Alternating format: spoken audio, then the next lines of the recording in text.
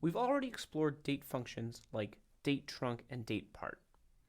In an upcoming lesson, we'll dig into even more functions for getting value from dates.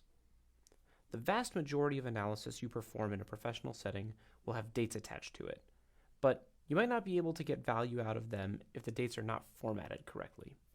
Let's say you've got 3 separate columns for day, month, and year of a given record. Problems like this are common for data that was manipulated in Excel at some point or exported from a third-party system, or even data that was just manually entered.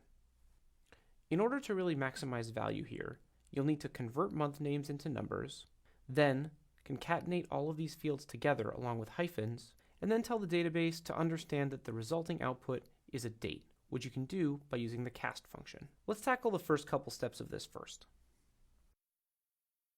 This first step converted month names into numbers. As you can see, January comes out as 1. Now, let's concatenate that value together with the year and the day to create something that looks like a real date.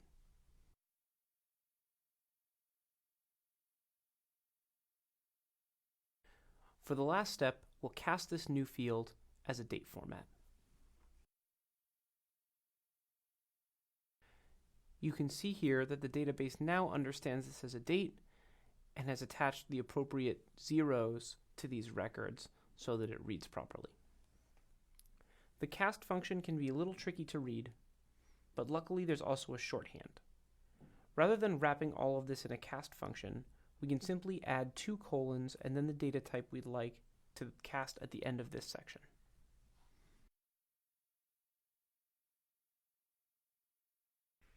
The cast function is most useful for turning strings into numbers or dates. Typically, if you want to turn a number into a string, performing any type of string operation on it, like left, right, or substring, will automatically cast the data while performing the operation.